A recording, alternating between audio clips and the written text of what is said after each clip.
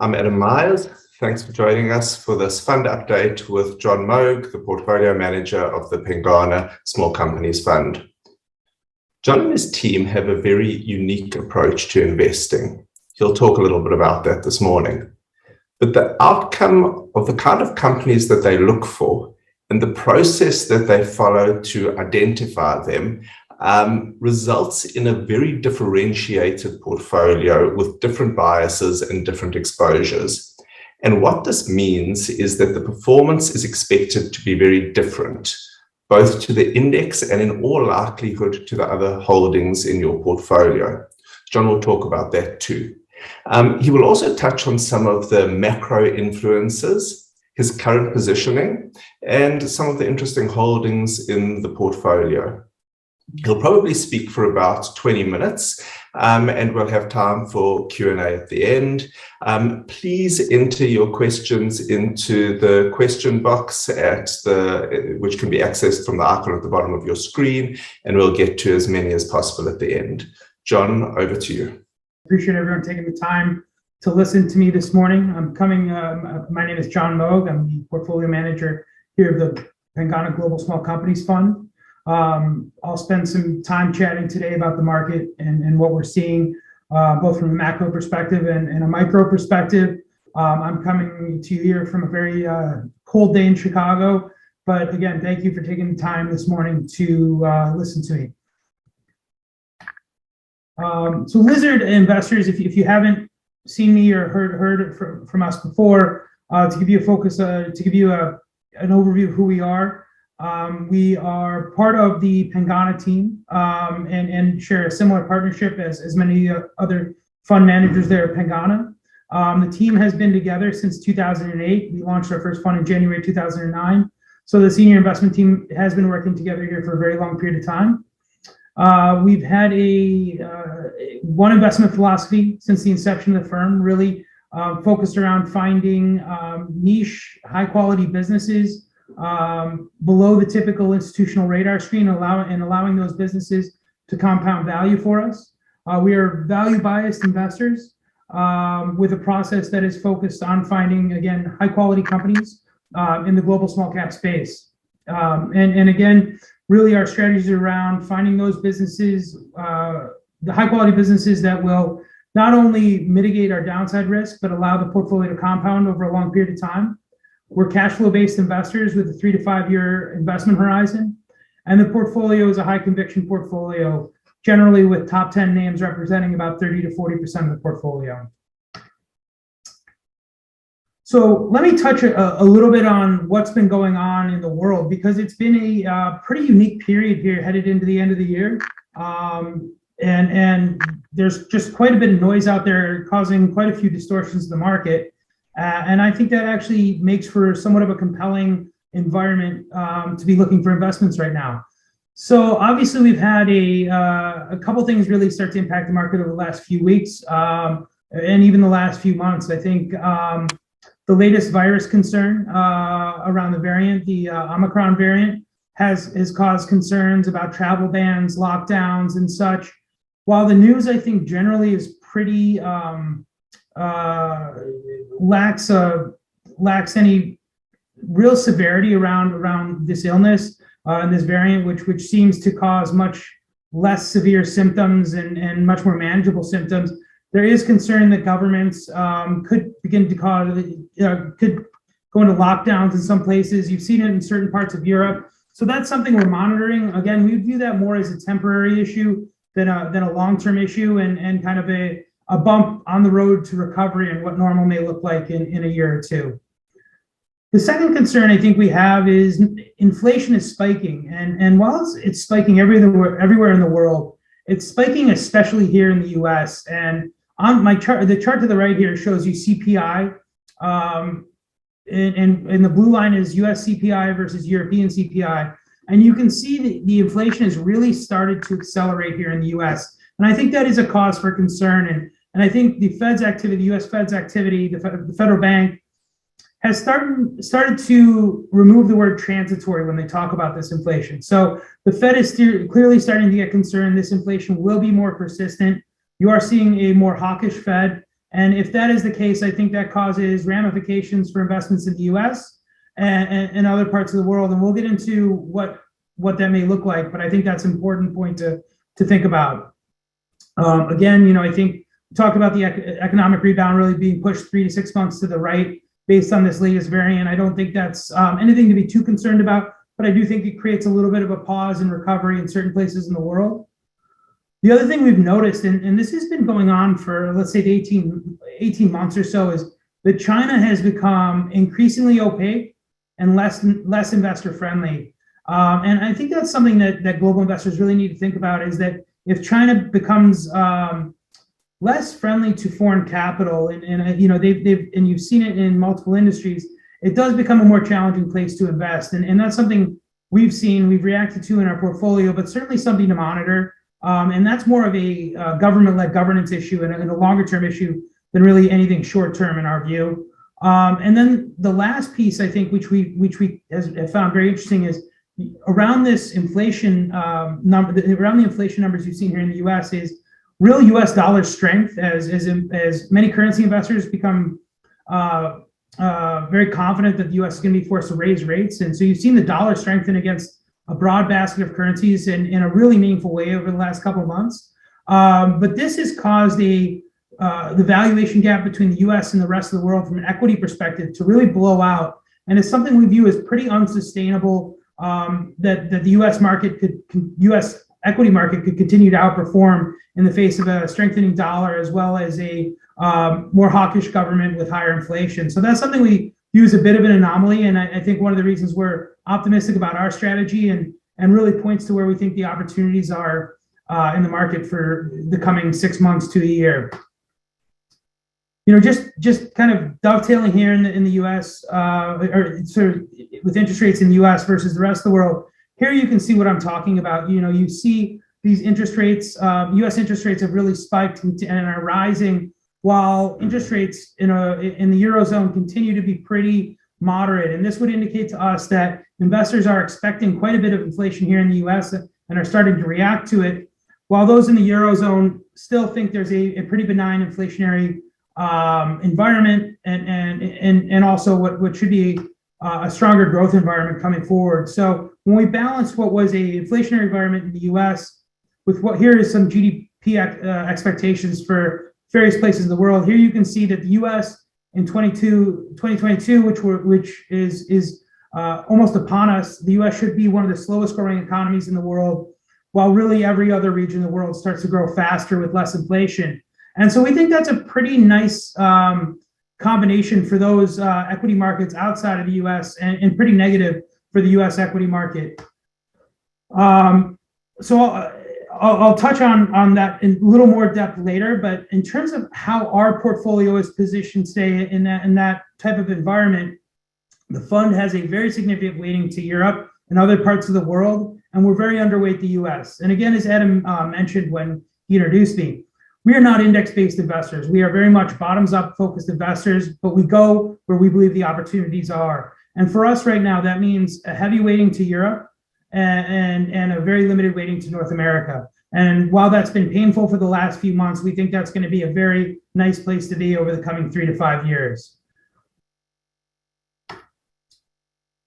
And here you can see kind of the performance of the fund over time has tracked the index, but we've seen this latest anomaly in the last couple months that I was talking about.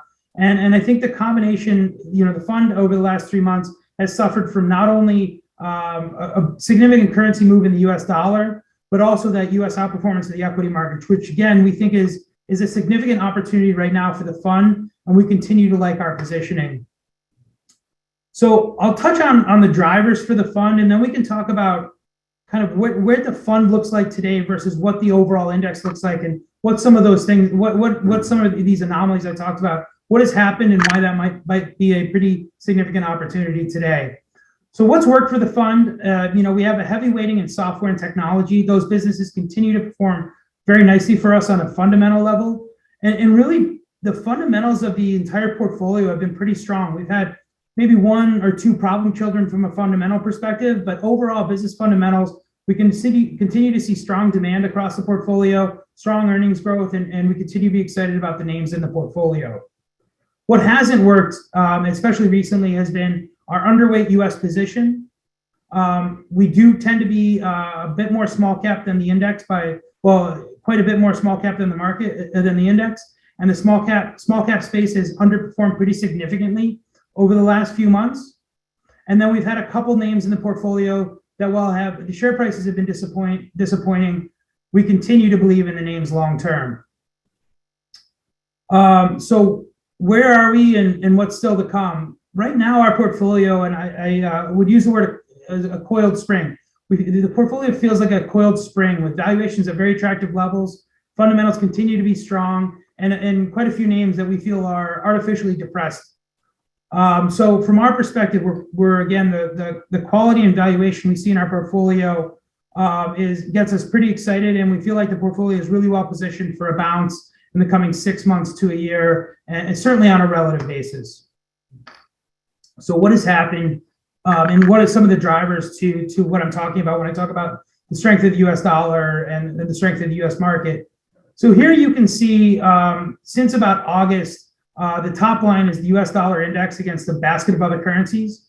The bottom two lines are the euro against the US dollar and the Japanese yen against the US dollar. And you can see there's been a really significant move since August.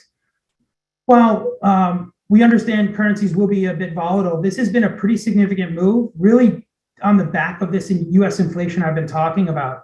And we just do not think it's possible that you'll see persistent inflation in the US, which would lead to persistently strong dollar with significant economic growth in the US. We would expect the economic growth in the US to slow pretty significantly. And that's something we don't think the equity markets have really started to price in yet. And here you can see what I'm talking about, how it's really, from a stock market perspective, started to impact things and why we think it's so unusual. The top line here is the MSCI index, US index, which would be the US portion of the MSCI index, global index. The bottom line would be the MSCI all cap worldwide index without the US. So basically this is a US index versus a non-US index. And what this shows is the US index, when you factor in currency and stock performance, has outperformed international indexes by almost 25% since May. And this to us is just, given the starting valuation with non-US indexes being quite a bit cheaper at the beginning of the year, this anomaly is quite pronounced to us and something we think absolutely needs to reverse. It's just not sustainable with rising inflation and raising rates here in the US. So that's something we think the market and global investors should really be looking at as a really significant opportunity, and certainly on a relative basis for non-US equities. Here we look at small cap versus large cap performance, and the weighting is obviously the bar chart. So obviously the large caps are a really significant portion of the weighting of the index. However, that line on the graph shows the performance by market cap. And this has been another really interesting anomaly where you've seen small caps perform really poorly over the last year, while you've seen large caps perform quite well. And again, back to from a valuation standpoint, the valuations really don't justify this. Again, we believe this is more of a fund flow issue. But again, looking in this small cap space, we think there is a real opportunity to buy some very attractive valuations, and back to that concept of it really being a coiled spring for performance. So maybe let me put that concept and analysis into the our overall portfolio and tell you why we're excited about it and why we think when you look at the overall market and look at our portfolio, what gets us really excited. So up here on this chart are three graphs. These all represent earnings growth, ROE, and valuation for the index, for the MSCI index. And so here you can see the earnings growth in 2022 and 2023 for the global index are about 8% and 5% earnings growth. You can see ROE is at about 15.5%. And earnings on a PE on a 2-year forward basis are about 17 times, a little over 17 times. And on a 1-year basis, about 18 times. And where does our portfolio sit relative to those numbers? Again, here for our portfolio, when we look at those 2 years, and we're using, again, consensus numbers, we're not using our own numbers. So these are numbers vetted by analysts. We expect net income growth of about 17% compounded over those 2 years versus, again, mid-single digit compounding for the index. At the same time, our portfolio is quite a bit cheaper than the index. So our 1 year forward earnings multiples at 15 times versus 17 times for the index, and 13 times for 2 years out versus 17 times for the index. And I apologize, it's 18 times 1 year out. So again, you're getting faster earnings growth at a significant discount to the overall index. And the really nice piece, and this is where we think the quality is important, our portfolio generates an ROE of about 25%, which is about 10 percentage points higher than the overall index. And so that means for every dollar of growth is much more valuable to us as investors, given that we're earning higher returns on this. So from our perspective, we're really excited because we own a higher quality, higher return portfolio at cheaper prices that will grow faster than the index. And we think that's just given the confluence of events that have led to it, this is what gets us really excited around that concept of why we have a coiled spring in the portfolio right now and are very optimistic about the performance over the coming year. Next I want to just talk about things and make them a little more granular on a business basis. So a lot of you have heard me talk about how we invest in stocks and what we look for. Again, most important for us is quality of the business model, a business that can earn high returns on capital over a long period of time, a strong balance sheet, a management team that's aligned with us, and then really strong corporate governance. And of course, we want to be buying things at a very compelling valuation. So let me walk you through a couple of examples in our portfolio and compare them to what we're seeing in different places in the world from a valuation standpoint and what gets us so excited. So this really makes, I think, what I was just discussing a little more granular. So Nice Information Services is the largest consumer credit ratings business in Korea. They have about 70% market share, so the dominant player in the space. The consumer credit ratings business is a phenomenal business all over the world. It would be similar to an Experian or an Equifax, but every time a consumer wants to take credit out, they would need a credit score, and Nice Information Services is the de facto credit scoring business in Korea. These businesses tend to have solid organic growth, very high returns on capital, high operating margins, and carry with them, generally speaking, quite high valuations.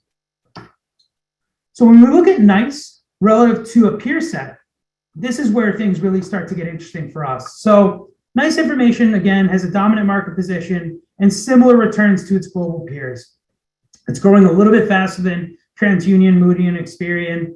It carries returns in a very similar way.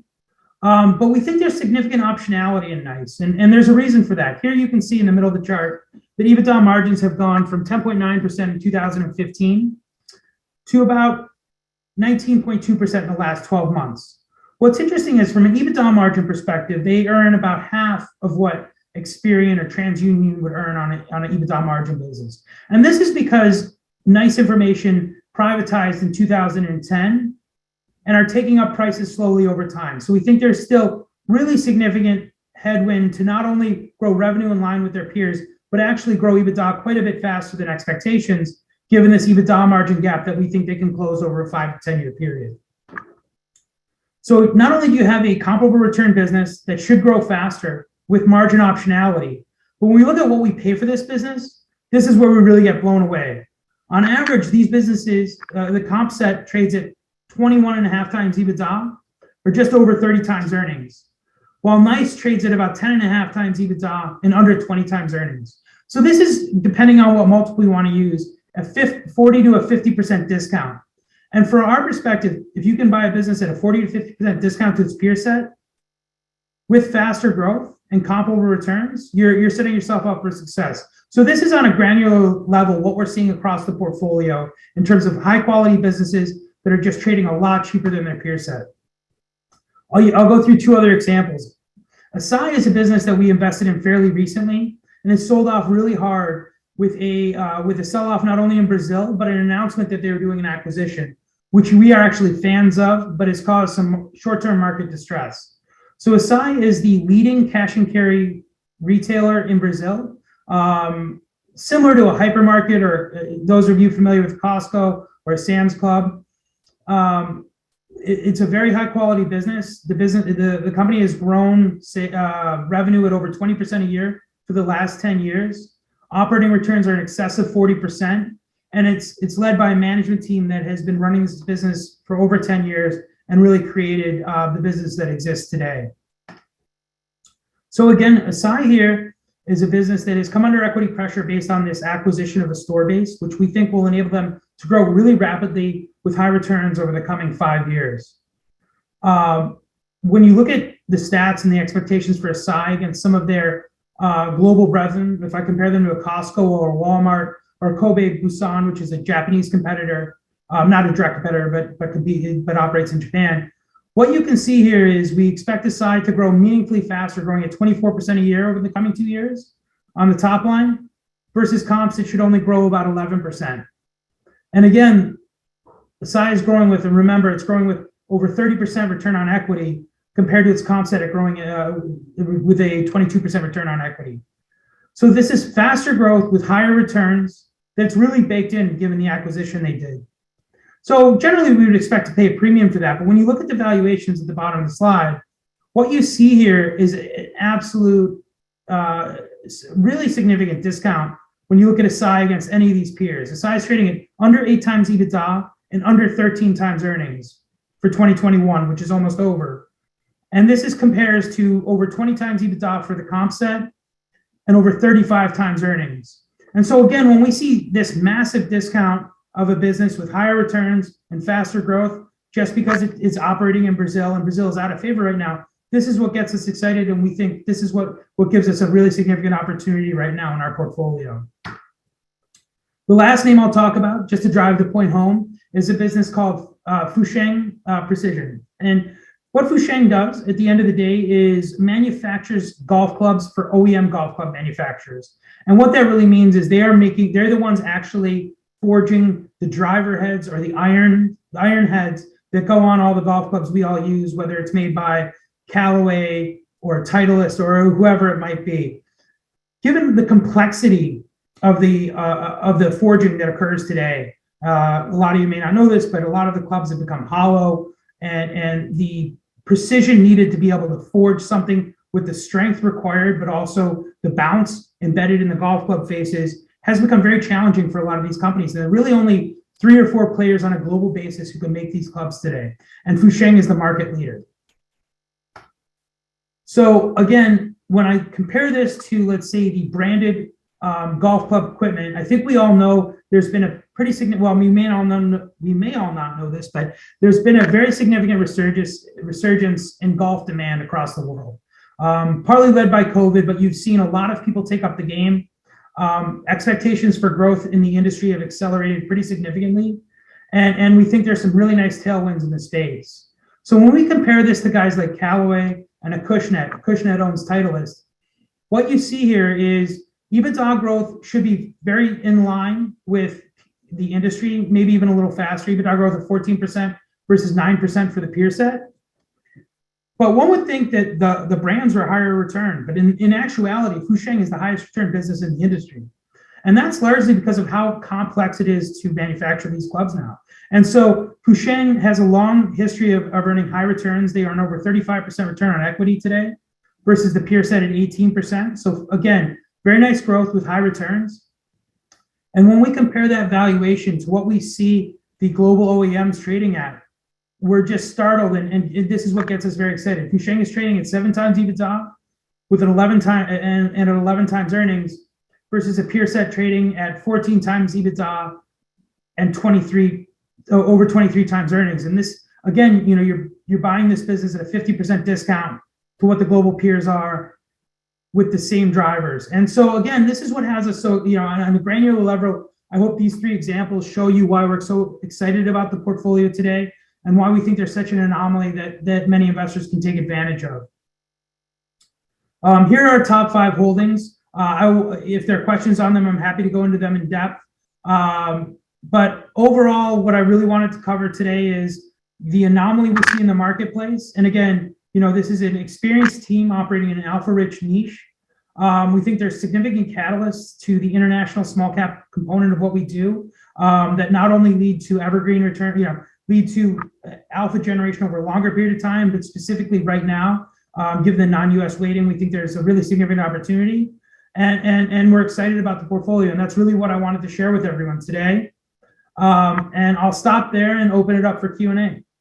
Great, thanks, John. We do have a few questions that have come in, but if you have any other questions, please just enter them into the Q&A box at the bottom of your screen. First question, what you have described makes sense, but Europe keeps disappointing. What other buffers or protections are built into your process in case Europe continues to underperform? Sure.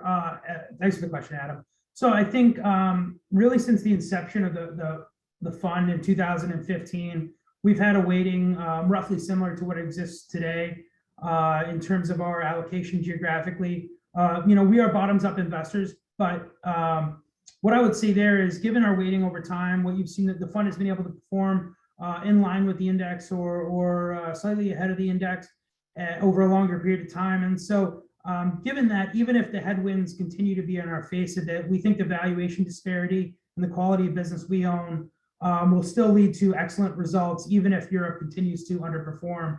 So while we think that Europe could be a very nice tailwind, we don't think the portfolio is reliant on rapid economic growth in Europe to perform very nicely. Okay. Can you talk a little bit more about Softcat? It was listed in the things that didn't go well in one of the slides.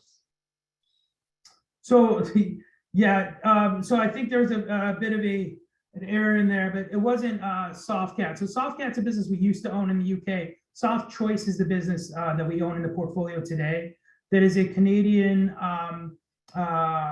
IT, effectively software and hardware reseller and value-added IT partner for a lot of companies in Canada. Really, nothing has gone wrong with this business fundamentally. From a performance perspective, the stock has come down as private equity announced the sale of their secondary shares in the market. That said, Softcat's Soft Choice's most recent set of results were very attractive. Organic growth was ahead of expectations. They continue to deliver on what is a very significant opportunity on the cost-cutting side. So from our perspective, Soft Choice is a business that the stock ran up a bit and then ran back down. But overall, we continue to be very excited about that business on a long-term basis and continue to think they'll drive very nice organic growth over a long period of time, as we've seen with some of the other competitors around the world that we have invested in, like a Softcat or a Bytes or a CDW here in the US. So we think Soft Choice continues to be well positioned to be a dominant player in the markets they operate in, and we think they can compound for a long period of time. Great, thank you, John. And we will correct that error in the slides before we send out the deck. Do you have a theory as to why the larger companies have outperformed? A theory? I think I wouldn't say I have a strong theory as to why these large caps have outperformed. I think generally speaking, the most important thing I've seen really is fund flows into and out of indices in the most recent years. And so obviously when we go back, let's see if I can go back to these indice weighting, right? You can see the weighting is heavily geared towards the large caps. And so as people buy index-based ETFs and the like, a disproportionate amount of that capital goes into the large caps, which drives the share price. Similarly here in the US, our 401k plans, much like some of the plans you guys have in Australia, the superannuation plans, these are all really, a lot of them have been geared to the large caps over the last 10 years. So we think that's part of it. But again, we don't really think there's any fundamental reasons that small caps have underperformed. And we think, again, back to that concept, we just think that's the opportunity is a lot of the fund flows have been driven to large caps. And you've really seen this valuation gap blow out to levels we haven't seen in a long time. Thank you. A question on Taiwan. Given the China issues, do you apply a risk weighting to Taiwanese exposures? So the Taiwanese question is a good one. So I would say the main risk we see in Taiwan is political, and if you take a step back, right, China has gotten more aggressive in the Asian region, both with its military and just geopolitically. So I guess for us, the real question in Taiwan, there's two sort of facets to that question. One, we think the Chinese economy is slowing. And so we think slower growth in the Chinese economy will impact the Taiwanese economy. And but that's really in the tech sector. We've already been through a real shortage in the semiconductor space. So from our perspective, we're not so worried about that given the overall supply cycle that needs to occur in the semi space post-COVID. Secondly, a name like FUSHENG, for example, really the largest risk would be the geopolitical risk, but that's just something we don't view as very likely. So we don't really put a huge risk weighting on Taiwanese stocks. What we would do is just limit the overall weight of our Taiwanese exposure, so there's not too much risk to the portfolio overall. And can you explain your trawling process, i.e. how do you go about finding the companies you end up researching in detail and ultimately buying? Yeah, that's a good question. So, we get asked that question a lot. And in our space, what we find is sometimes the numbers that are listed in a lot of, let's say the screening services don't accurately reflect the quality of the business, or there's noise in the numbers. And that's often where the opportunities exist. So we actually tend to have a much more organic idea generation process. It really starts with extensive reading and meetings with management teams. So over the last 15 years, we've met with about 13 years, I suppose. We've met with about 450 management teams a year. That process has really allowed us to find quality business through those meetings in a way that is a bit different than screening, and we think much more productive. So management contact is really important for us in terms of figuring out those businesses we're interested in learning more about. And then I think the other reality is over those, you take 450 companies a year times 13 years. We have a very large inventory of names we've looked at and know at this point. So that really gets washed through what we call our watch list. Our watch list is a list of about 300 to 400 companies that we think are really high quality companies that we'd love to own. And we use that in times of distress to move quickly when a lot of equities are being dislocated quickly. But really, I think reading and meeting with management is really, and traveling is really, what's been more Zoom-based lately, but those are really the hallmarks of our sourcing process. And we think screening, while somewhat effective, can miss a lot of the more significant opportunities in our space. We do still have a few other questions, but I'm just going to ask one in the interest of time. The rest we will respond to directly. From a portfolio perspective, when there are companies whose share prices are falling, but you still have strong conviction, do you add to those positions or do you wait for some market stabilization? It's a little bit of a combination of both. I'll